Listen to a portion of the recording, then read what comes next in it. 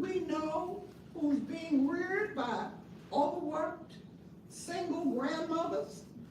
We know the children who are dropping out of school, who are failing, who are in foster care, and we as a nation do nothing. So as a school principal, I have a school that was 1/3 African American, 1/3 Anglo, and 1/3 Hispanic. And for some reason, those African American boys in my school stood out like a sore thumb. I would have to go to school every morning real early and stand at the door and hug them because a bus would bring them from a neighboring school for integration purposes. So that when they would come through the door, I would hug them. And I would say to you, I love you. But they were terrible. And I said, you know what? There has to be a reason and there has to be a solution. So I'm from Miami. I went to high school in Miami. I started calling all my friends who went to high school with me. This was 30 years ago. All my sorority sisters' friends, all my link sisters' friends, everyone I knew. And I said, I have these little boys in my school. I need you to come.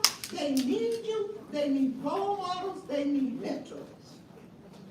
I had visited all of their homes, and not one of them had an uncle, a grandpa, or anyone living in the house with them or working with them in any kind of way.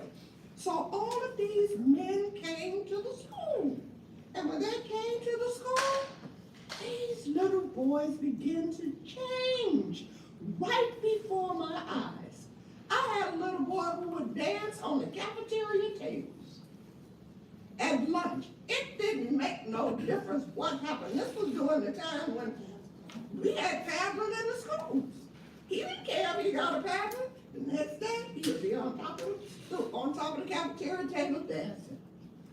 When those men came to the school, they put him on little neckties like these guys right here, long sleeve white shirts, put them on a bus and took them to the Fontainebleau Hotel, talked to them about being good little boys, sat them down, brought them back to the school, and he was walking around like this for the rest of the school term and until he left and went to middle school. So we know what to do. It is prevention. And let me say this to you. And I don't want to talk too long, but I wear the MC because I just want to say this. When I was in the state legislature, so I quit my job as a principal, lost $70,000 in salary, ran for the school board so that I could save black boys. Started something called the 5,000 Role Models of Excellence Project. But the 5,000 Role Models Project is an integrated program for boys because it's in a school district. It's in school districts all across Florida. It's in Detroit. It's in Cincinnati. And so I'm able to grab these black boys how I wanted them. So when I got to the legislature, I passed a bill called the Council on the Social Status of Black Men and Boys. Jeb Bush was the governor. He signed the bill into law and it became law. So during that time, he gave me $1 million. I was able to do so much across the state of Florida with black boys. And then he was voted out. And the next governor, it just kind of went downhill, and then I came to Congress. So ever since I've been in Congress, I was trying to pass the commission, the U.S. Commission on the Social Status of Black Men and Boys. And after the murder of George Floyd, the commission passed. The Senate sponsor was Marco Rubio, who was the same sponsor of the Council on the Social Status of Black Men and Boys in Florida. So when it passed, it gave me permission to speak out and say black men and boys. I don't have to say black and brown boys or boys of color, because there is one creature, just one, that we have to address. We can't mix it up. That's what's wrong with us now, because we're mixing it up, and you can't mix it up. You got to separate it. Even though the people in my school knew how strongly I felt about the little black boys who used to cut up in my school, I used to sit with them, hold them, take them on the bus, take them down to the juvenile justice center so they could see things, and they would come back and say, Miss Wilson, where is the jail for white people? And I said, maybe it's the same jail. Well, I didn't see any. I said, because they have lawyers, they have money, they're not there. I said, that's what it is. So even though they knew that, I'm just gonna give you an example. Let me borrow your pen. This is a pen. Standing at the desk is a little white girl, a little white boy, a little black girl, and a little black boy. The little white girl knocks the pen off the desk, and the teacher goes down with her to pick up the pen and put it back on her desk. The little white boy and the little black girl knock the pen off the table, and it goes to the floor, and the teacher says, please pick up my pen. So they go down and they pick up the pen.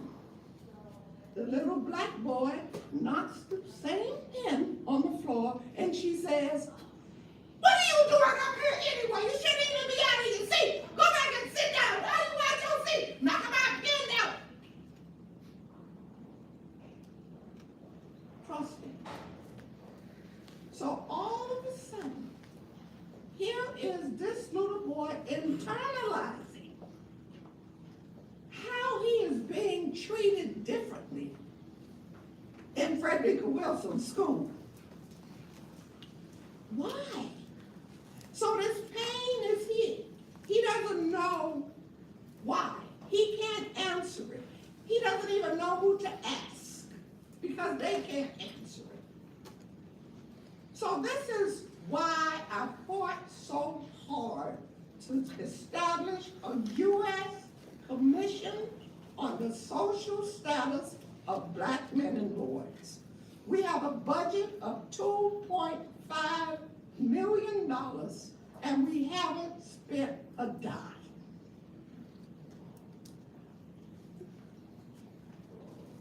So even after you fight, you still have roadblocks and trouble. So you are looking at a fighter. So not only these gentlemen know me, they're from my hometown. So not only do you fight for, you don't call me Frederica Prevention Wilson, you call me Frederica Fighting Wilson. And my local TV channel is here today to cover all of this. So thank you so much for coming. We're looking for your support. I am so happy that you took the time to come here today. We just met you the other night, and Trayvon's father and I go way back. When Trayvon was murdered, it was a clear indication of racial profiling. Clear indication. So to all of you young black men sitting in the audience, know that the people in this room love you. Yep. We support you. We know that you are destined for greatness. And when you walk down the street, I want you to hold your head up high. I don't care who you live with, who you sleep in the bed with, who wets that bed and you have to get up in the morning and take a shower because they wet the bed. I don't care whether you have lunch money or you own free lunch or free breakfast. You are somebody. And you hold your nose up in the air, and with that little tie you have on, striped like that, that tie means one thing, that somebody cares about you. That's why they put that tie on you. And you always remember that. Thank you so much for being here today. And so now it is my pleasure to introduce to you, I didn't talk about gun violence as much, but I wanted to tell you about what we're trying to do. So I want to introduce to you one of my colleagues, Miss Lucy Macbeth, who lost a son from gun violence. She has a story to tell. And when all of this happened, it was around the same time as Trayvon and the Circle of Brotherhood. They know all about it, and we worked together and everything like that. And we called it the loud music murder. Remember that? The loud music murder. So Lucy is a member of the commission, but all of the members of the U.S. Commission on the Social Status of Black Men and Boys, please stand.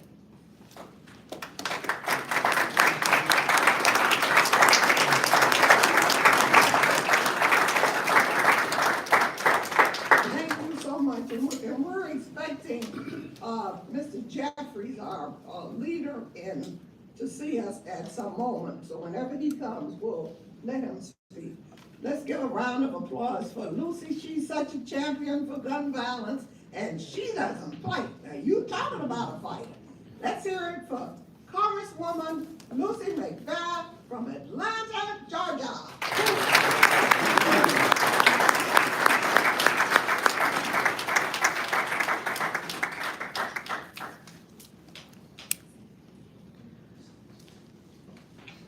First, I want to say thank you all so much for taking a few moments of your time to be here to find the importance of supporting our Black men and boys, for finding it important to be here to save our communities and to save our people.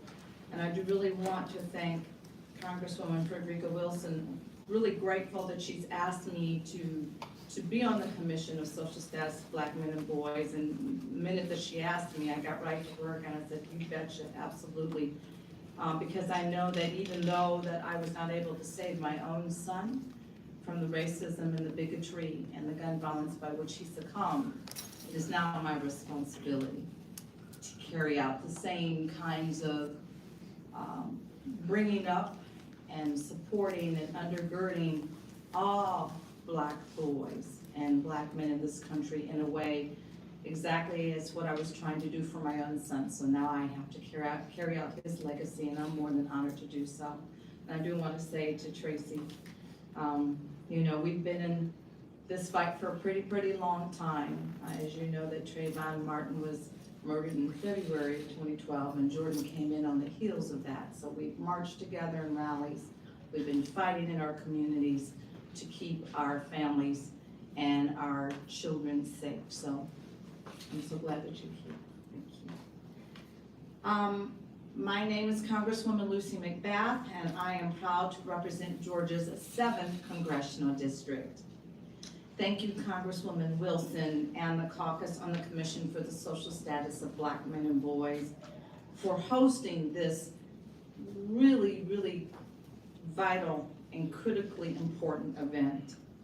Thank you to the National Medical Association and also the Association of American Medical Colleges for championing this very important issue. And thank you so much to all these fine young men that are sitting before us. There's so much promise for each and every one of you, and I see my son Jordan in each and every one of you. Thank you all for being in attendance today. Thank you for your passion for this issue, including our current and future physicians and also health professionals that are also in the room. I'm a proud commissioner and founding member of the caucus, and we are deeply committed to finding effective solutions to address the limited pathways that Black men and boys face every single day in America. We have all been chosen for a time such as this. You have been chosen for a time such as this. And I believe that about myself. I believe that about all of you in this room. When my son Jordan was killed by a man with a gun at the precious age of 17 at a gas station, I was teaching him to stand up against unrighteousness and to stand up in the face of injustice. I was preparing him to take his place in this world at a decision-making table, and I wanted him to be a powerful, wise, young black man. My son, like so many others, was the victim of implicit bias and racism that we've seen in this country over and over and over again. And I feel an obligation to address these issues on behalf of each young man like him, young men like you, full of potential and destined to do great things. And as Congresswoman Wilson said, yes, you will do great things. You have no other option. You have no other choice, because the greatness is already embedded within your spirit and your soul. You must believe that about yourselves, and you must walk that out.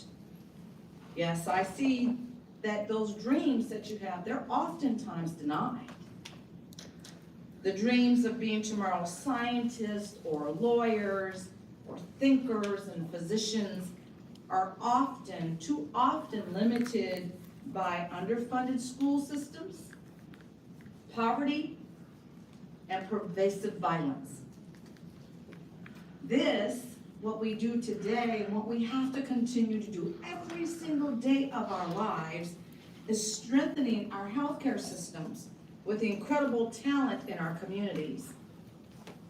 In my district, deaths from breast cancer are higher than the national average. This issue is significant for Black women who are less likely to contract cancer, but are more likely to die from it.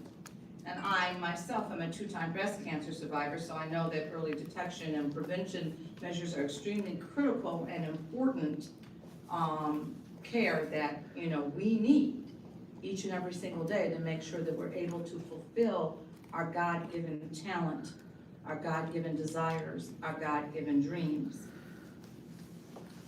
The health disparities that we deal with in this country, the gun violence that we deal with in this country every single day, is something that we can completely make a difference about.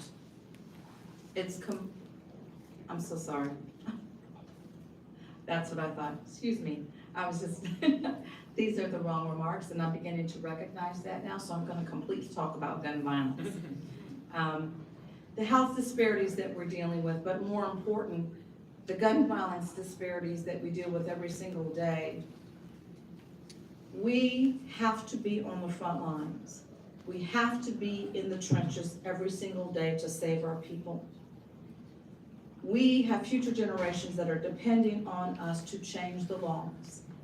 Background checks for all gun sales, red flag laws, assault weapons ban, child access prevention. These are the laws that my colleagues and I here in Congress must enact to keep you safe, to make sure that you have the ability to live out your dreams.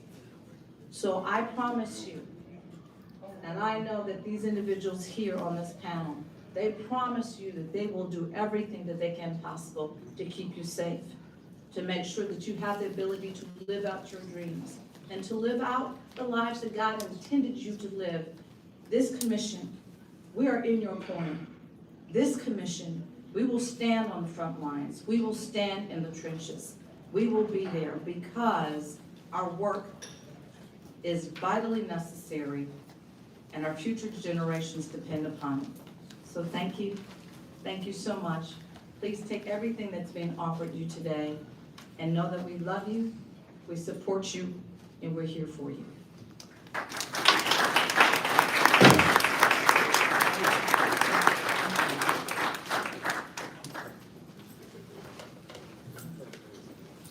Please give our Congresswoman another round of applause.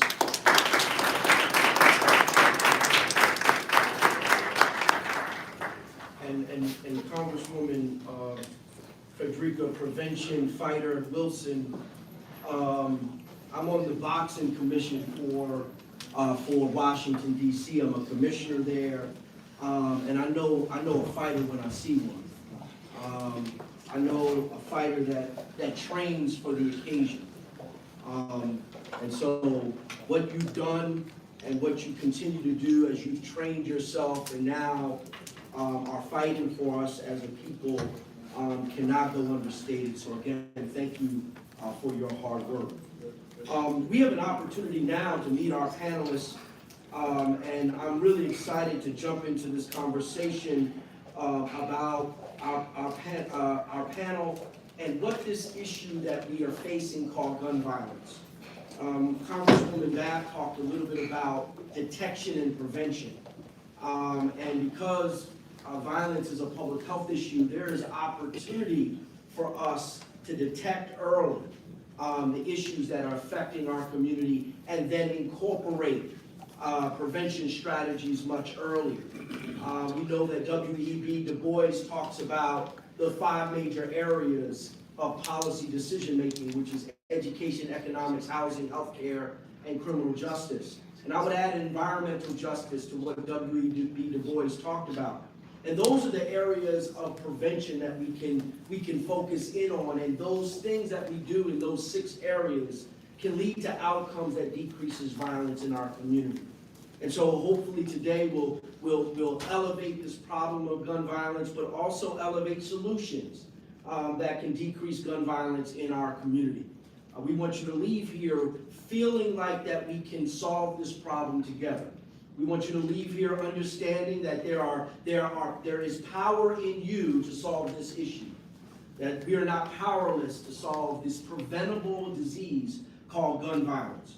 And so I want to first introduce, we're going to go from my left to right. I'm not going to read their entire bio because it is much too long to read. All of the panelists are accomplished in their own right. But James Cottigan was appointed the first executive director of the National Basketball Social Justice Coalition in April 2021. He joined the NBA family from Arnold Ventures, a national philanthropy organization where he was vice president overseeing $90 million in grants. He served 8 years in the administration of President Barack Obama and was his senior official for the U.S. Department of Justice. And in 2008, he was a campaign staffer for Obama. He received his bachelor's from Princeton University and his law degree from Columbia Law School. Please put your hands together for James Cottigan. Azzy Vokiwa, and I asked her how to pronounce her name about 4 or 5 times, probably just got it wrong. She is the Federal Affairs Director for Giffords. Her role, she manages and executes organization's federal legislation strategy with members of Congress.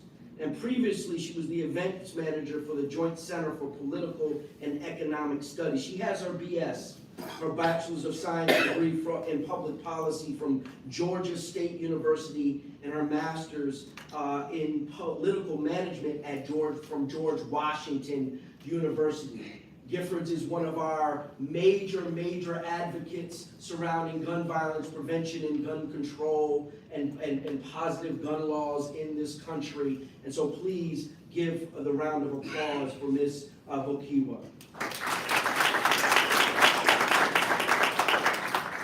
Our next panelist, you heard that he's coming from Florida, Brother Lyle. He currently serves as the executive director for the Circle of Brotherhood, Circle of Brotherhood. The mission of the Circle of Brotherhood is to involve Black men in solving community problems. Involving Black men to solve community problems. That organization focuses on youth development, crime prevention, economic stability. and works to educate disenfranchised people. It takes the responsibility for filling a void of destruction in young men's lives. He served as an education and human development specialist for over 20 years and with more than 35 years in youth services. Locally, Brother Lyle has served a two-time member of the Overtown Community Oversight Board, Youth Development Specialist, and Community Liaison for the Overtown Youth Center. He's a lead trainer funded by Peacemakers Community. He has done it all. When we talk about the work of facilitating and mentoring and providing positive role models to Black men, Brother Lyle is that. Please give him a round of applause.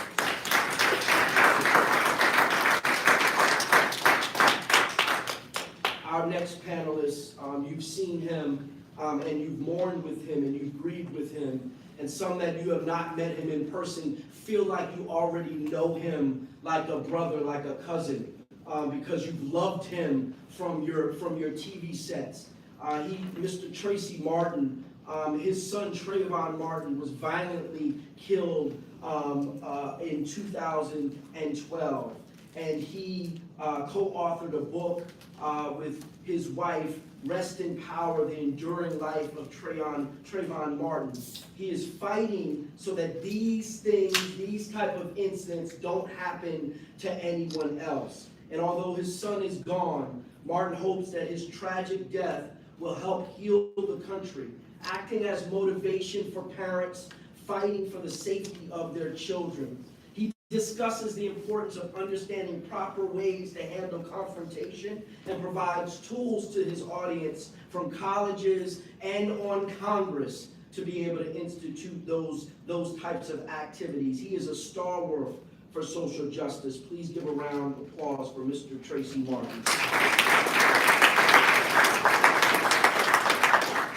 And lastly, and sure not leastly, Dr. Richardson. Dr. Richardson has received his PhD in criminology and criminal justice from Rutgers University School of Criminal Justice and a bachelor's degree in African American Studies from the University of Virginia. He is the Joel and Kim Endowed Professor. It's not, when you have a brother that's an endowed professor, that is a big, big deal. Academics is often not a place where we can get full endowed professorships, but he's a endowed professor of African American Studies and Anthropology. This endowment supports his research on gun violence and trauma among Black boys and young men. He's been recently appointed as one of 8 scholars selected as the inaugural Empower Professor by the University of Maryland, Strategic Partnerships, Empowering the State. We are excited to have him here. He holds a research in areas of gun violence, the intersection between structural violence, interpersonal violence, and trauma among Black boys and young Black men, and the intersection between criminal justice and health care. His research utilizes the 2 busiest centers, trauma centers in Maryland. And he also sits as one of the co-chairs of the Violence Prevention Fatality Review Committee here in the District of Columbia. Please give a round of applause for Dr. Richardson.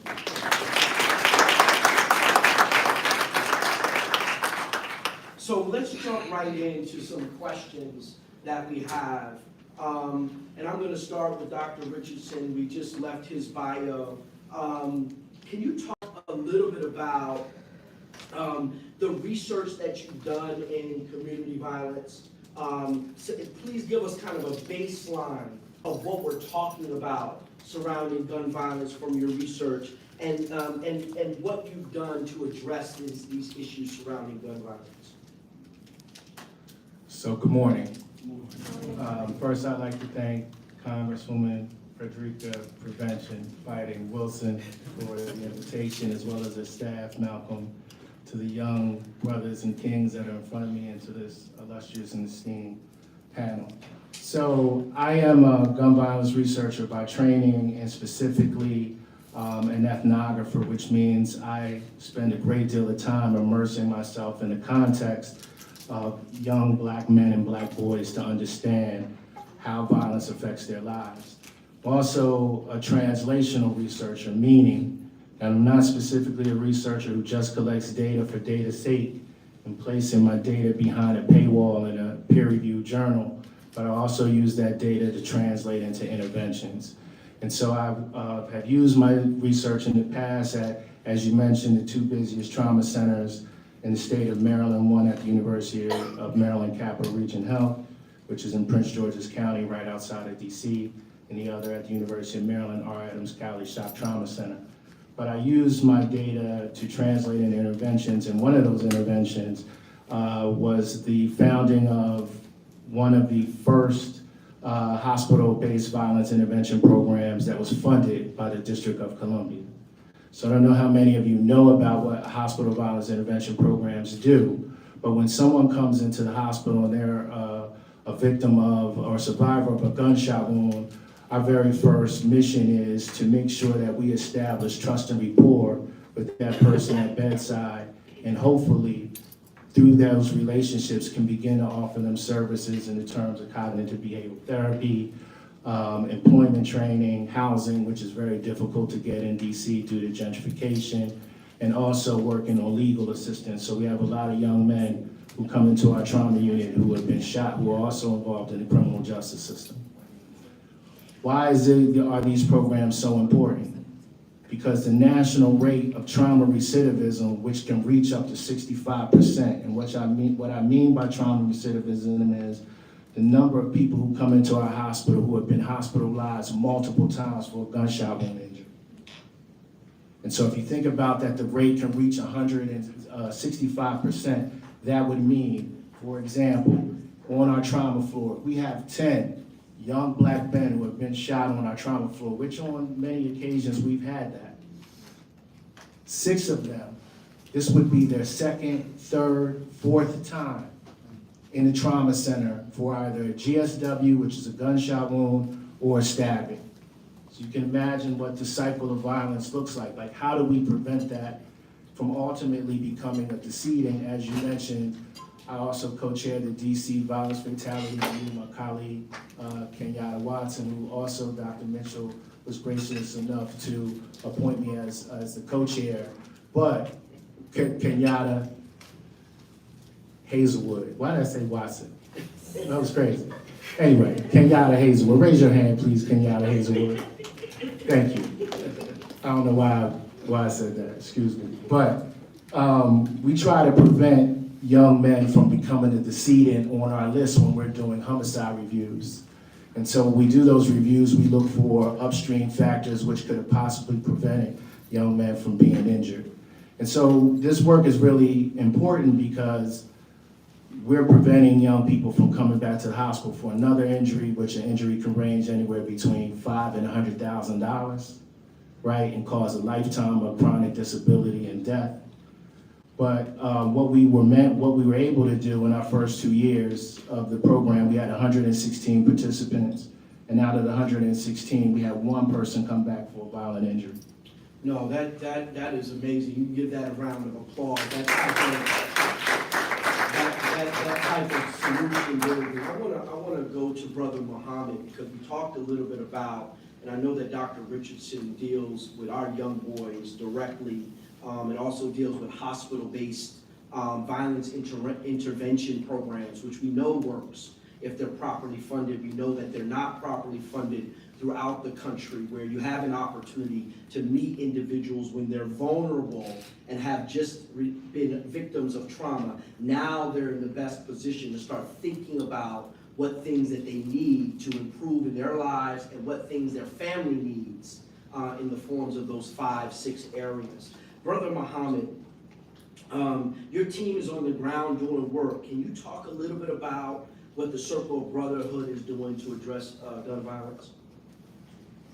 Yes, indeed, and thank you. First of all, give an honor and glory to a gracious God. Thank you for evoking those words on those who are here and listening who have been directly affected by the loss of a loved one to gun violence. prayers go out to your continued healing. And secondly, to our beloved Congresswoman, who's not just a fighting Congresswoman and a prevention Congresswoman, but putting our money where it belongs, Congresswoman. Yeah, to deal with this issue. I just wanted to add that to the equation. I do have the honor of serving as the executive director of the Circle of Brotherhood. And the word for me right now is convergence. Because we wouldn't be here if certain converging factors didn't take place. First of all, the anomaly about the Circle of Brotherhood is that we're black men from all walk of life. From the streets to the suites. And many of us who know this work know that the streets don't always work with the suites. And the suites don't always work with the streets. We come from various backgrounds and religions, but we come together to solve our own community problems. And one of the first issues we had to address as an organization is the apathetic approach when you look at gun violence as an issue and its impact in our community. So this convergence that takes place that I'm talking about is not only the forming of our organization. I want to take us back to the murder of George Floyd. And I want you to think about how many resources have come into our community since then. I want you to think about the murder of George Floyd and the American Relief Fund that came down from COVID at the same time. And I also want you to think about the White House initiative that established $100 million going directly to community-based violence and prevention programs. And I also want to talk about the convergence of federal congressional earmarks that are now back into the equation. So our secret ingredient, first of all, is love. But number two, love without the resources to do the work means nothing. So we're in the first time in a position, people want individuals to volunteer to do gun violence prevention work when it's a full-time job. So we're finally in a position that we're able to establish full-time employment opportunities for those who are best to reach the streets. And we do it from a trauma-informed lens, but we also do it from a collaborative lens. And I look forward to sharing more about that. Our stalwart program is our peacemaker program, which is the boots on the ground. The individuals who've been there, done that. We keep on sending individuals who haven't been there and done that to do this work, and it doesn't work. Lastly, this convergence, I think, is just as important as something that happened in this country in 1838, where Boston became the first police force to be nationally funded as a police operation. While the police are doing a great job, now we have peace forces in our community that are receiving funding and opportunities to do the work on the ground. And without the work on the ground, whether you call it intervention, whether you call it mediation, whether you call it mentoring, whether you call it being credible messengers, we can't stop the violence in our community. And I do want to say this, that we do not work around evolving or revolving issues to be back at the same place. Human transformation, a cultural transformation is important. So we do that from a social epidemiological lens. And a lot of people don't expect that from a black man, an organization that comes from the streets to the suites. So I'll stop here. No, what you're hearing right now is this notion of mentorship. What the literature talks about, what is the best violence prevention programming in community. And this surrogate family structures are the best violence prevention. And whatever those surrogate family structures look like, they look like mentors, they look like fathers, they look like grandmothers, they look like coaches, right? So if we're going to develop resources, we develop resources in creating the surrogate family structure, the discipline that comes from the mother and father, the love that comes from the mother and father. And this circle of brotherhood sounds like that's what it's providing. It's providing an opportunity for a family outside of family, that consistency that comes with brotherhood. You also talked a little bit about the role of law enforcement, and you invoked George Floyd in that construct. I am an expert in deaths in custody. I've been researching and doing work in death in custody for a long time.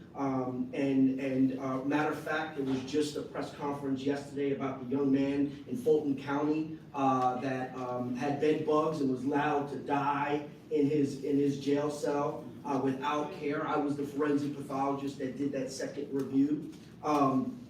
And so when we talk about deaths in custody, one of the things that really put me in this work, right, of vigilante deaths in our community, was first Amadou Diallo, who got killed when I was a first year medical student. And then in 2012, when Trayvon Martin got killed. I loved him. And I loved him because of the way you kissed him. And a lot of that particular image, I grew up getting kissed by my father. And now I kiss my boys. I have 2 boys and a girl. And I kiss them all on the face. And your loss of your son, Mr. Martin, was an Emmett Till moment in this country.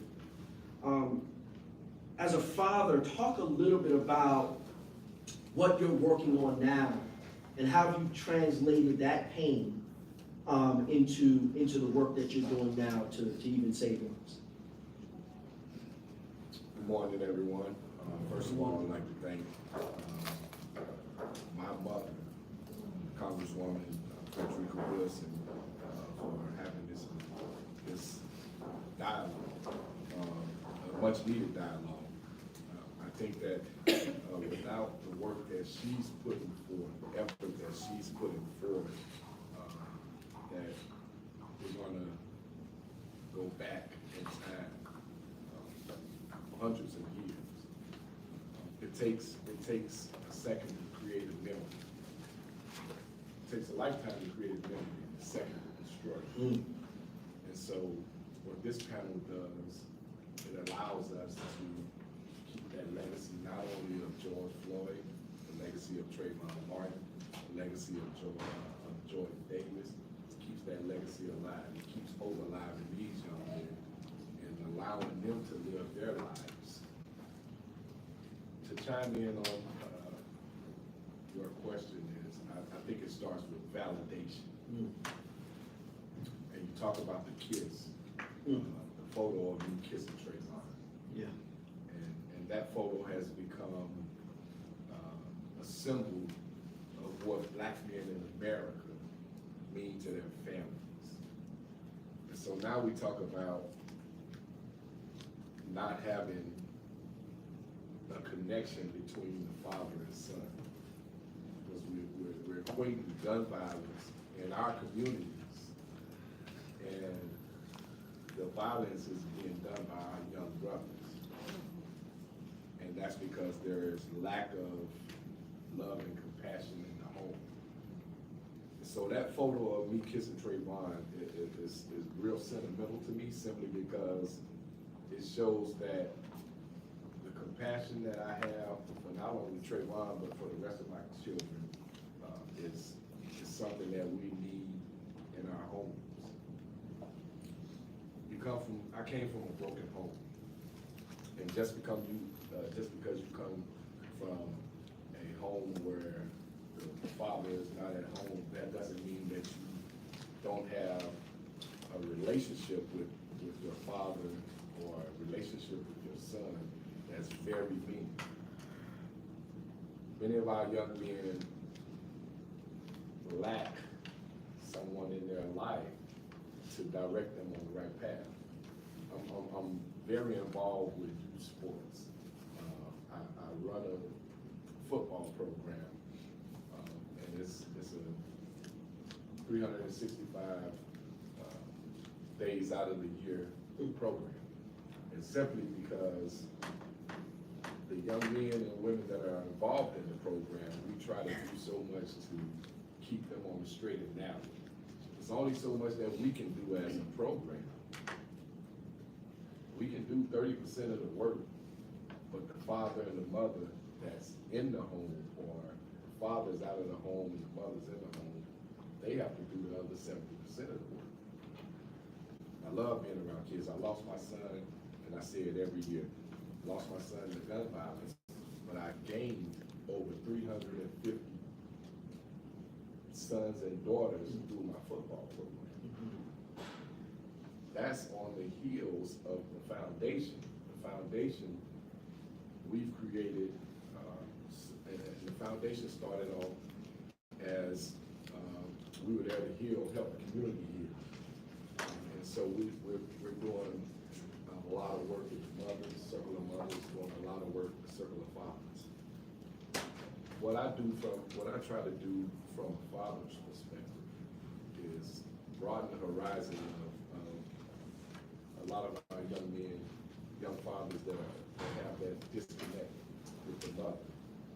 And so just tying those two together, those two components together, the disconnect with the mother and the child, it helps our family structure become that much more important. We need our family structure. We need our mothers and fathers to coexist in the same room for the benefit of the child. Simply because if you don't have that coexistence, now we're creating friction in the home. It's a lot of resentment from the young man to the father. That disconnect now becomes generational. And so just, understanding the trauma side of it and understanding how much it meant to my family for me to be involved with my kids and me to have a great relationship with the mother of my kids. It helped me understand that it's not always about the mother, it's not always about the father, it's about saving our kids. Yeah. And that's really important, and that's where we're at the foundation. That's my mission, just to save our sons, save our daughters, and in many cases, save our fathers. Yeah.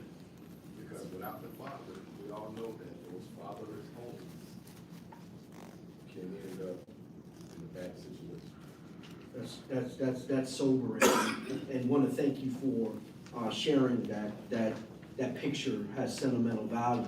So we're hearing from about our hospital-based interventions. We've heard about community-based interventions and the importance of organizations like the Circle of Brotherhood.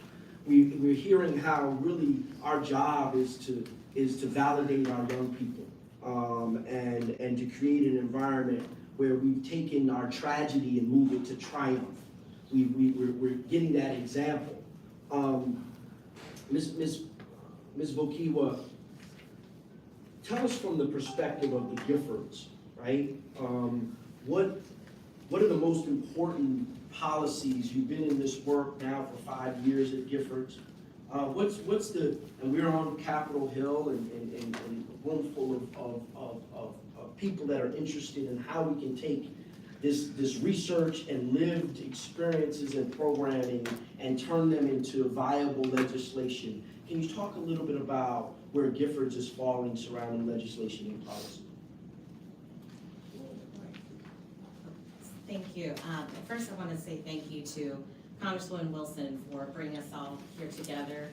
You have been a leading voice not only on gun violence prevention, but also investing in the Black community and saving our sons and our daughters for a very long time. And I just want to acknowledge and appreciate the work you've done to bring us all together and to champion that work here in Congress. So at Giffords, we think about gun violence in a comprehensive way.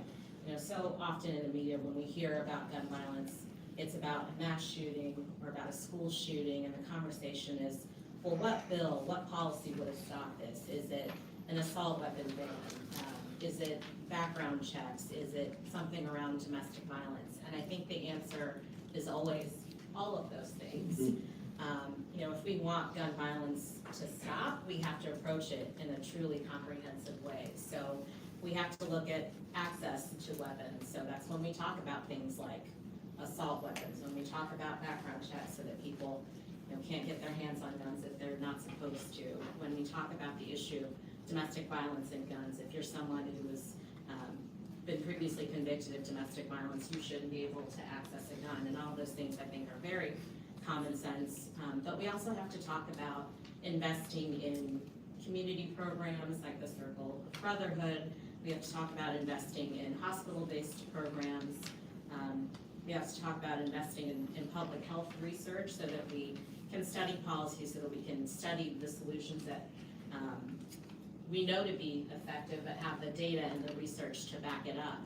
And we also have to invest in things like mentorship and school-based programs and job training. And so I think for us at Giffords, we look at the issue of access to guns, but also all of the other surrounding factors that we know contribute to gun violence. So making sure that we're talking about those policies and a comprehensive approach is really the solution that we have to talk about if we're serious about reducing gun violence.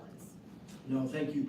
Thank you for that, because I'm Speaker of the House of the National Medical Association. You heard their name earlier. We're their largest and oldest group of black physicians in the country. I used to run their violence task force. And we wrote a position paper on the epidemic of gun violence in community. And part of those were what you talked about: access, background checks, safe storage, age in which people can purchase guns, gun trafficking, right? The gun show loophole is a huge issue. And then having a comprehensive approach, and not just a criminal justice approach, but a public health approach.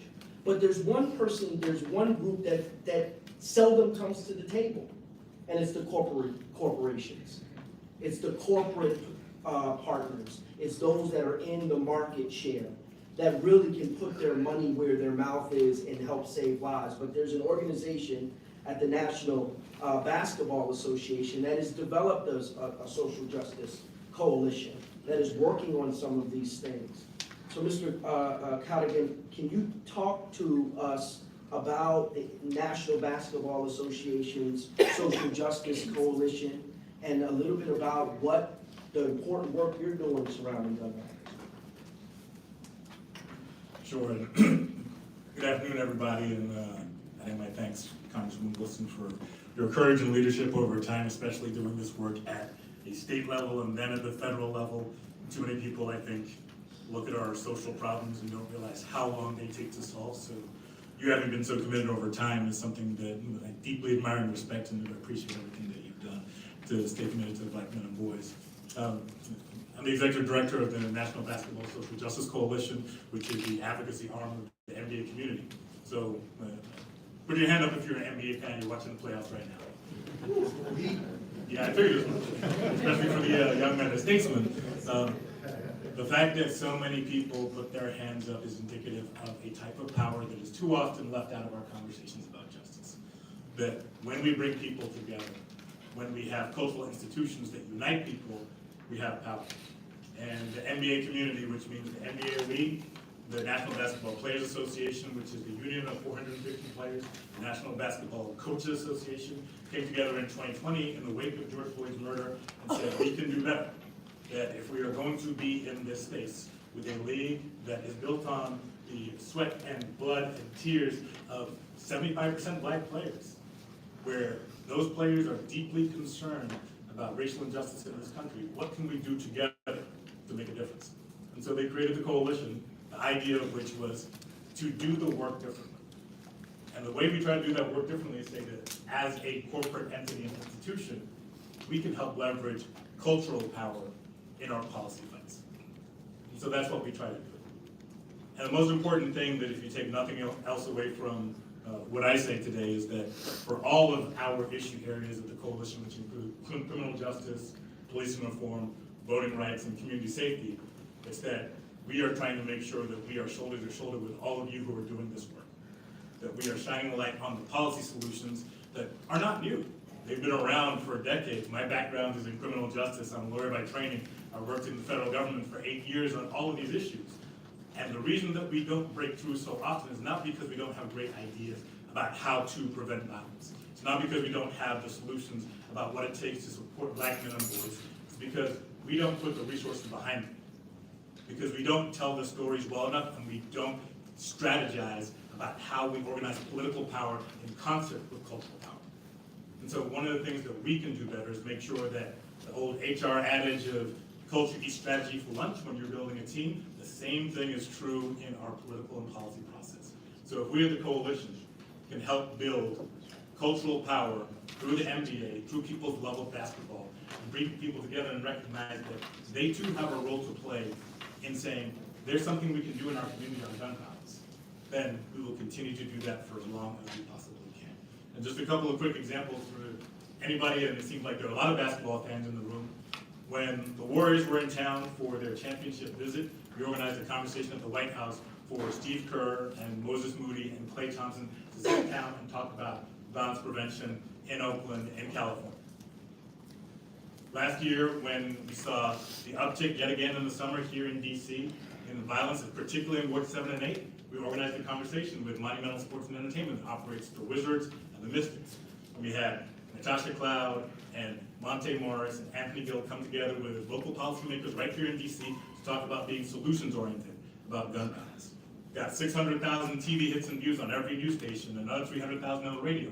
Our job is to make sure that we shine as big a spotlight as possible on the incredible work that folks are doing to solve our social justice problems and to make sure that we advance racial justice as much as we possibly can. And that's why we do our work, that's how we do our work, and it's a privilege to be alongside so many other great folks who have been in these fights and will continue to be in these fights for days to come.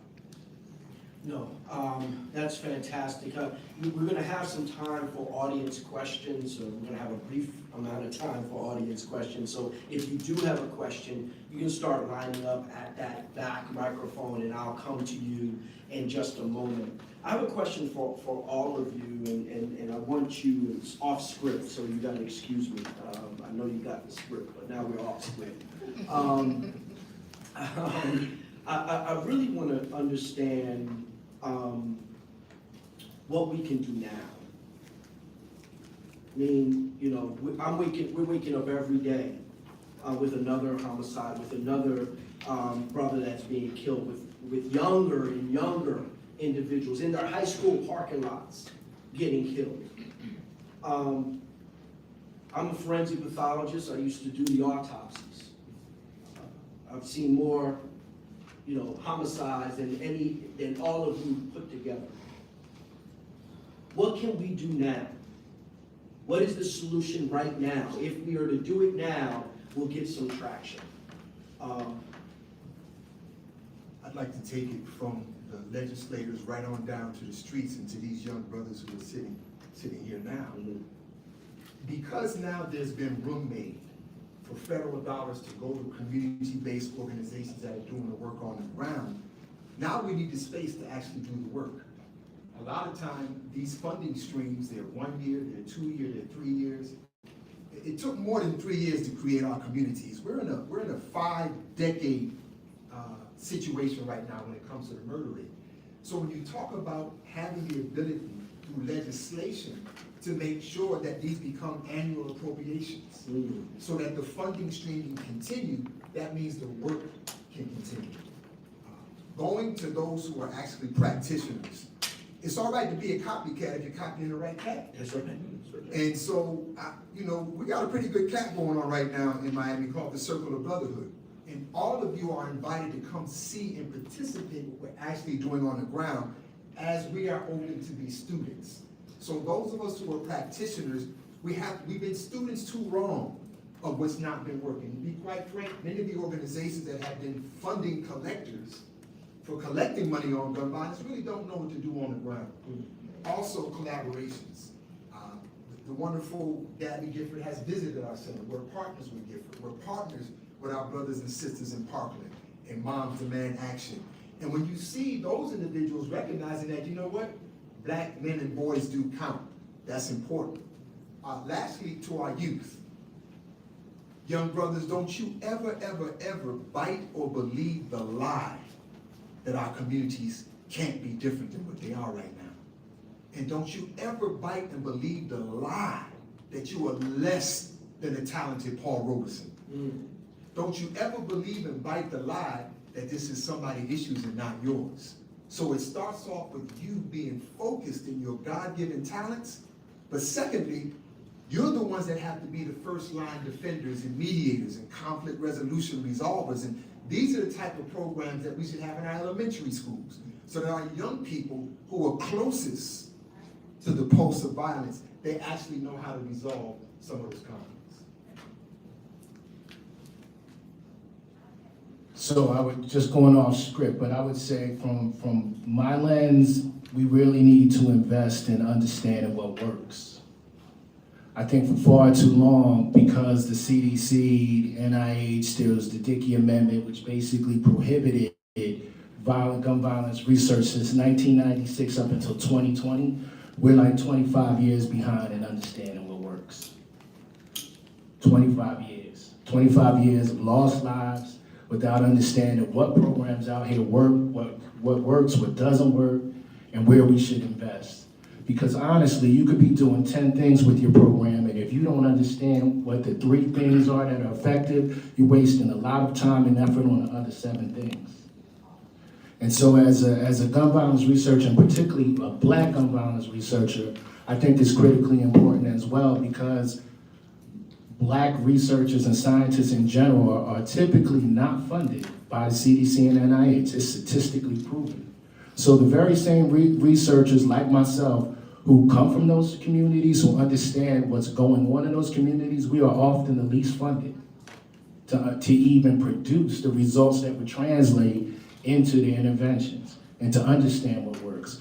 And so for us, and this is a plug just for my organization, my colleagues and I recently started a Black and Brown gun violence research collective, because there was an article maybe a year ago by the New York Times which basically said there were 24 or half 24 gun violence researchers in the country.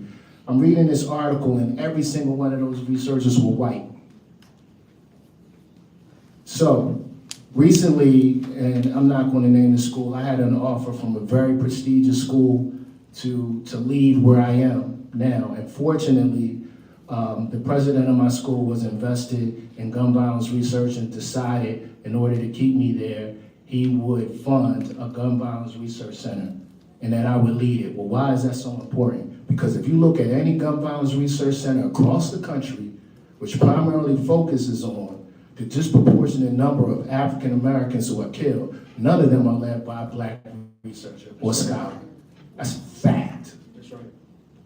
So it was imperative for me to turn down that offer to stay at the University of Maryland to lead an initiative which was specifically not just focus on policy, but focus on the community where the solutions are with the people.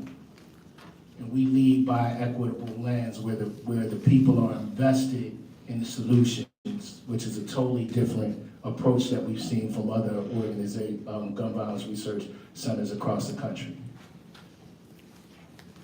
While we give Dr. Wilson, I'm gonna give you a doctorate, Congresswoman, amen, Dr. Wilson. While she gets the mic, she can go ahead and ask this question. That 25-year delay in research means that we're looking for researchers in gun violence.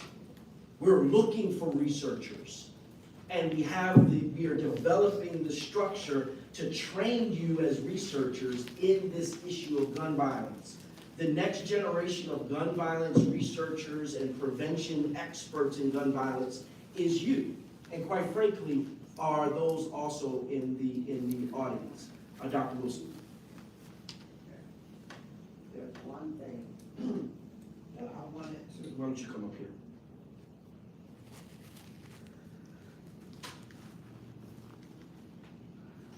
I don't want to pick on you. So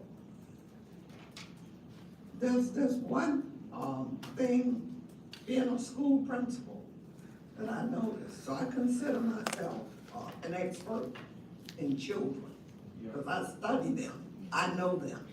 Okay?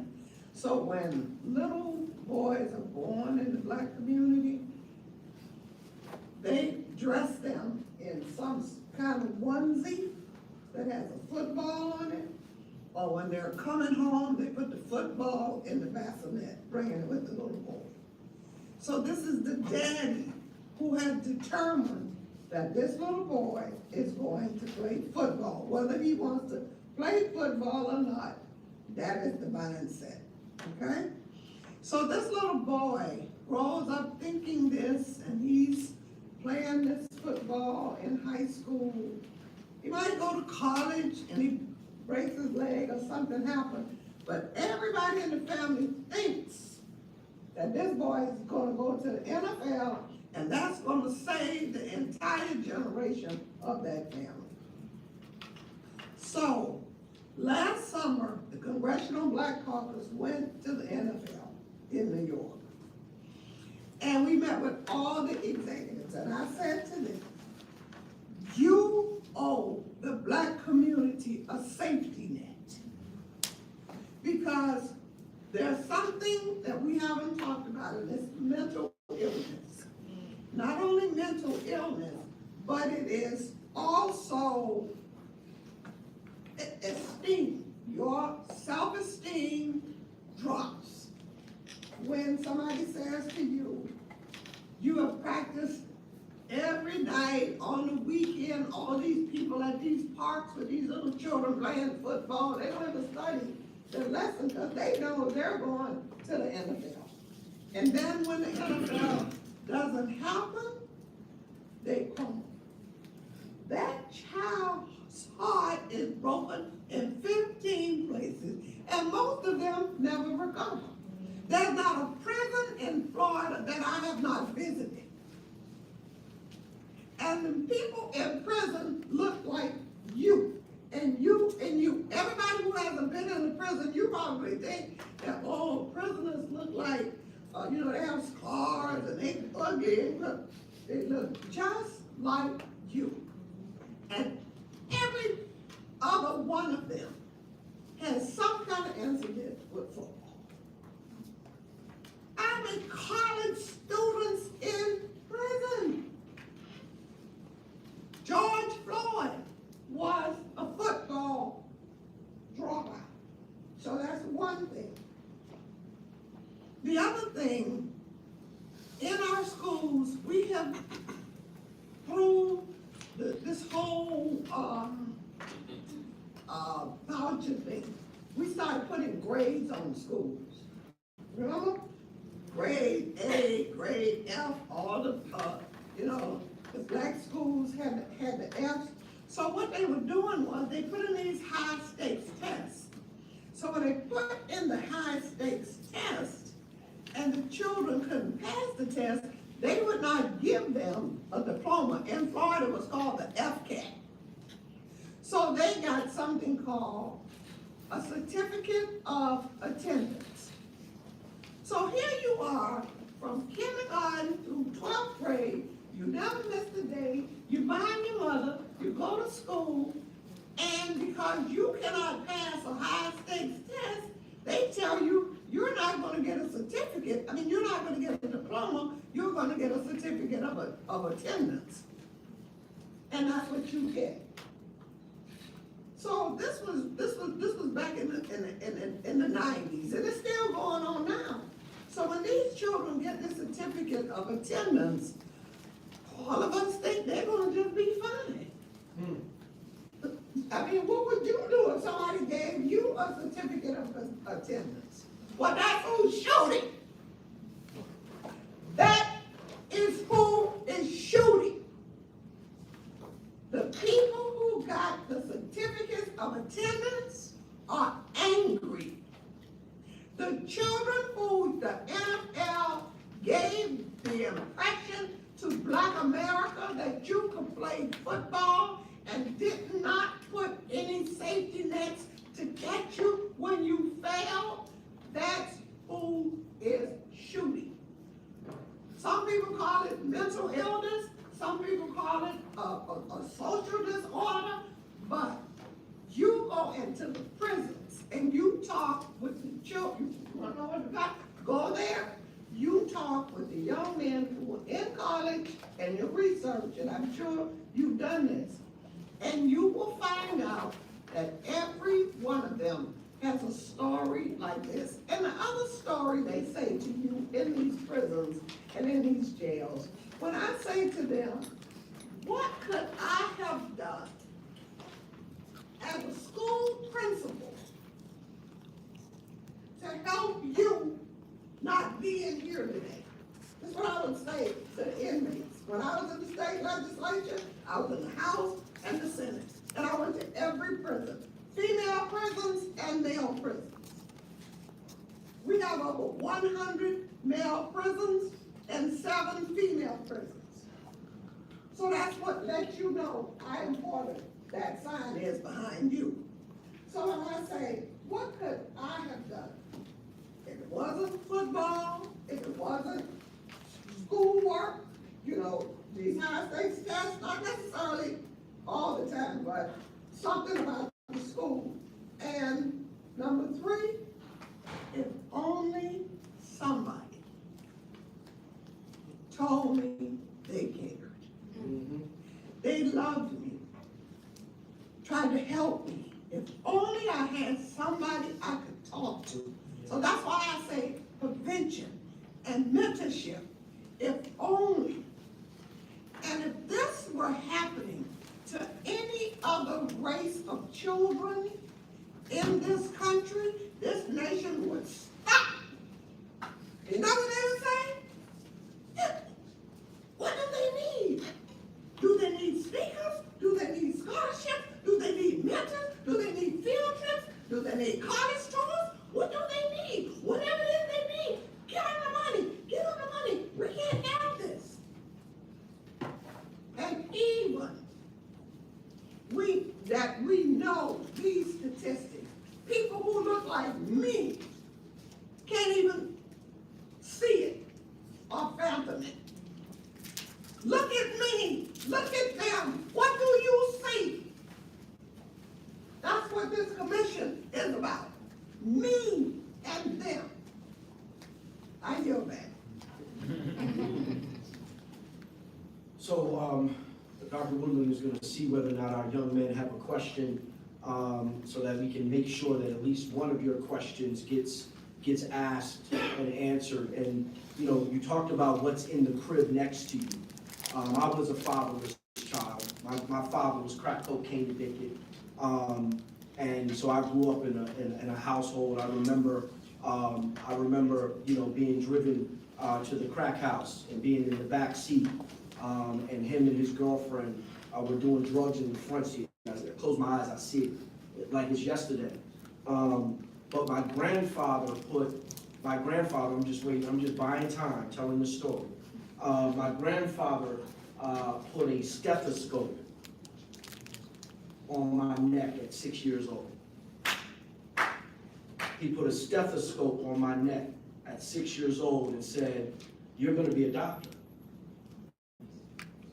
And I was looking for a father, and he told me I was gonna be a doctor. And at 6 years old, you believe what people tell you. And so when things got hard, I said, I'm gonna be a doctor.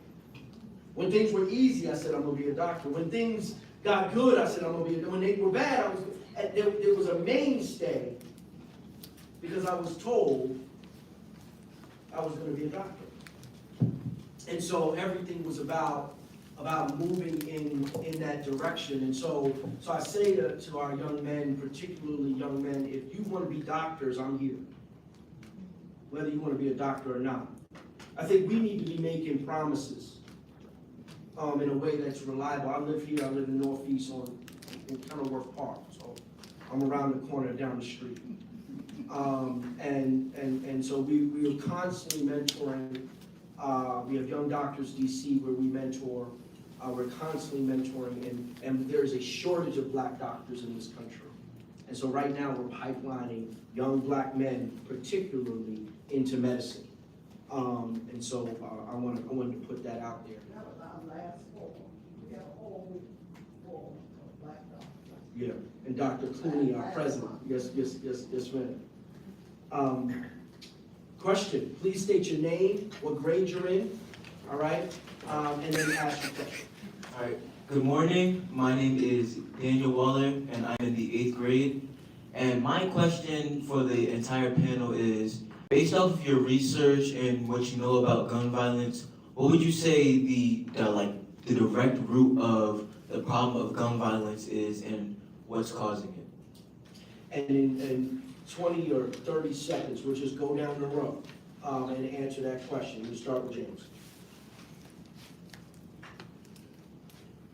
Divestment and disinvestment in communities, that's an anchor. You go back to the 1968 LBJ's Kerner Commission, the solutions were there. Invest in black and brown communities, you will see the results. We didn't invest over the course of the past 50 years, and we've seen the results. I would agree with that, and I would also add just easy access to guns. It's so easy to buy a gun, the gun show loophole, buy a gun without background checks. So if you're somebody who has dangerous intentions, you can get a gun way, way too easily, and that is a problem. We don't see that in other countries of similar size, because they have stronger gun laws. So that's something that we absolutely have to address if we want to reduce gun violence. 2 quick points. As long as we live in a country that is in love with solving their problems with guns and weapons, the citizens will always choose the weapons of that country to solve their problems. What we need to do is we need to understand the other weapons that we have been divested from in terms of our mental and spiritual capacity to overcome any obstacle in our path. I would say begin with recognition and recognizing that this country cares more about guns than they do about our lives, and understanding the value of our lives. And when we have a situation where our country cares more about guns than our black men, our black boys, that's a huge problem. And so a part of that solution is getting this country to realize that the value of your lives is just as important as the value of their children's lives. I would echo the panel and call it for what it is, structural racism, particularly with black Americans, black boys, and young black men. You have to say what it is. It's structural racism and it's structural violence. The structure is violent. And all of these things that we are discussed today are preventable. But if you allow that things that are preventable to continue to harm people, even though you know that could be prevented, that's a form of murder. Yeah. Right? Yes. So let's call that for what it is. It's violent. The structure is violent. So I would agree wholeheartedly with everything you said, and the acknowledgement or lack of humanity that we place on black lives. I just want to say this one statistic. So in 2020, gun violence researchers and CDC would say it's the first time in decades that children, the #1 leading cause of death for children was gun violence. They said that in 2020, without acknowledging, though, that for almost 20 years prior to that, the #1 leading cause of death for black children was gun violence. Right? That never was conveyed in the media. Yeah. So even in terms of the messaging and what we place a value on, our national government that controls the narrative around public health and gun violence got that wrong. Yeah. We have two questions. I'm going to ask the people that are asking those questions, your name, where you're from, and your question, not a comment, question. And then I'll ask the second person to do the same. And then I'm going to ask the panel to loop the answers to those 2 questions in your brief final statement, if that's okay. Please. Thank you. What a wonderful occasion. My name is Kenyatta Hazelwood. I am a nurse and the director of the Trauma Center at Howard University Hospital, the only HBCU level 1 trauma center. And to that point, wanted to ask your opinion and your thoughts on HBCU's involvement in this very often disheartening epidemic of black men and boys being murdered by each other and by others. It's disheartening at the trauma center level when you hear a mom say, if I was only there, but I had to work, and when you hear the stories of these families. So talk to me a little bit about your opinion of HBCUs, them being able to help in this epidemic. Thank you. Next question. Good afternoon. My name is Raheem Jenkins. I am a native Washingtonian. This is home for me. What I'd like to go back to the young brother's question when he asked about the root cause. And so I'd like for you to speak to untreated trauma so they can understand what they're faced with. That this is environmental racism and it's already designed for them if this trauma is not addressed that they've already experienced. The other thing that I'd like to, a shameless plug, to invite each one of you next month to Howard University for the National Urban Centers Gang Violence Summit that we're having at Howard University, where representation from Crips, Bloods, Vice Lords, Gangs, and Cycles will be there to sit in a room and have these kind of conversations. And my dear Congresswoman, you also are invited.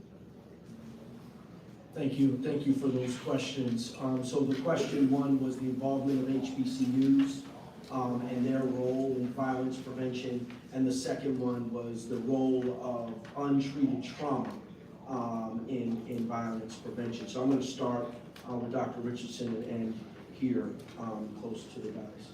Sure, so without question, HBCUs have been historically underfunded in this space. And we know that many HBCUs are actually situated in an epicenter in neighborhoods that are disproportionately impacted by gun violence. So for me, there's no reason why we are not funding HBCUs to engage in gun violence research, but particularly, as Dr. Mitchell mentioned, to develop more of a pipeline of gun violence researchers that can be culturally responsive to what's happening in our communities, right?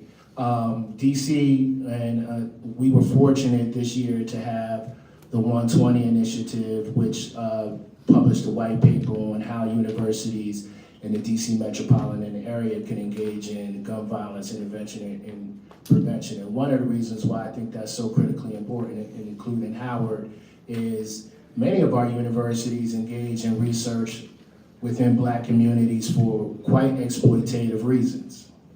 And often the research, as I mentioned, doesn't translate into interventions. And so why I think Howard is so important, because we need to have that representation, not only having a seat at the table, but actually building the table. Second point, in terms of untreated trauma, as I mentioned, the structure is violent. So when we're talking about violence, I really need people to reframe and rethink about what's violent. We can think about violence in terms of someone pulls out a gun in a heated argument and shoots someone else, but the violence doesn't just start there. The violence starts in communities where in Washington, D.C., in Woodley Park, which is white and affluent, the life expectancy rate is 89, and then you go 15 and 20 minutes to Ward 8, and life expectancy is 68. That's not by chance. Your zip code dictates your life expectancy. In any country that will be willing to cut off 21 years of your life, that's violent. And so that untreated trauma that goes undiagnosed, untreated, those are the things that become manifestations in your behavior later on in life. And we can dive into adverse childhood experiences, what that means in terms of sitting in a car watching your father addicted to crack, or having your parent withdrawn from your household because they're incarcerated forever. Those are all adverse childhood experiences with, if left unaddressed, we know in the research, will lead to high-risk behaviors that will may ultimately result in you being a shooter, a survivor, deceased, or all of the above. Thank you. I want to preface these remarks by saying now my daughter does attend Howard University. She just completed her first year. So when I say this, I don't want anybody to think I'm beating up on our HBCUs. Come on. Look, at our historically Black colleges and universities, it's the reason why we don't invest mandatory community service integration projects that allow our college students to work directly in the communities and have the type of dialogue that needs to take place between them. And I just have to say, we're not escaping on these HBCU campuses. One of my daughter's friends was shot at a gathering while she attended college. So we have to take advantage of our young people who are there, who also go back home to communities. That's right. And we need to make them ambassadors of peace work. And peace work starts by having the type of dialogue so we can understand that it can be created and that it's real. And obviously, giving more research dollars to our HBCUs can play a huge role. Lastly, in terms of untreated trauma, you know, when a shooting takes place in our neighborhoods and communities, there's some direction and attention paid to the immediate person who was shot, maybe to that family, and then the community's just left there. The children who hear the gunshots at night and wonder what's going on. Our communities are completely traumatized. One of our approaches is the collaborative work that we do that is holistic to address community trauma. And we do that with one of our collaborative works with the Healing and Justice Center. So we gotta take a holistic lens at that. Also, all of our programming, whether it's mentoring, whether it's employment training, they make room for our participants to deal with their own life trauma. You can't just throw somebody into a college or institution or to a job training program and expect that they're gonna do well when they haven't even unearthed many of their own personal traumas. And let's not forget, our trauma goes back well over 400 years. So I'm getting some prompt that our time is up, but I really want to give our last two panelists just 30 seconds to give some closing remarks. Yeah, I think our other two panelists have really addressed the two questions in a very comprehensive way. So I think the one thing I want to say, especially to the young men sitting here to my right, is that never forget that your voices are really, really powerful. It's my hope for you that you don't have any personal experience with gun violence, but the reality is we wouldn't be here if gun violence didn't have a disproportionate impact on Black men and boys. And so as we think about that and we think about solutions, it's important for you to take your voices to the people who hold the levers of power. Your stories are powerful, your experience is powerful, and that's what changes minds and hearts.